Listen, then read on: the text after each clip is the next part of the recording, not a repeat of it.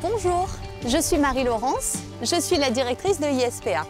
Vous n'imaginez pas le nombre de personnes, le nombre de parents qui me téléphonent en me disant « mon fils, ma fille de 12, 13, 14 ou 15 ans a envie de faire un voyage à l'étranger, je ne sais pas comment m'y prendre, je pense que c'est trop tôt, quel est votre avis ?» Alors bien sûr, ma réponse est toujours simple.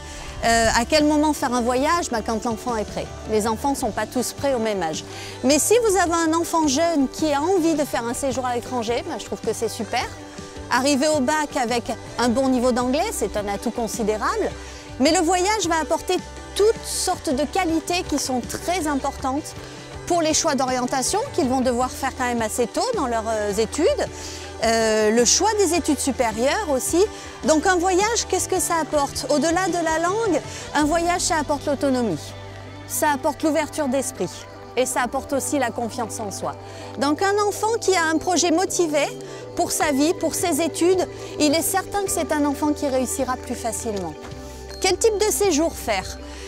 Eh bien, tout dépend de la durée que l'on souhaite. On peut faire un séjour de quelque durée, un séjour dans une immersion, par exemple en famille d'accueil, ou une immersion scolaire aussi, c'est sympa de suivre les mêmes cours qu'un jeune lycéen canadien, américain, australien ou anglais.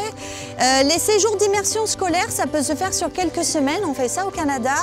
On peut le faire aussi sur l'été, par exemple, les lycées d'Australie ou de Nouvelle-Zélande restent ouverts, donc ça peut être peut-être juillet-août, et faire une immersion scolaire.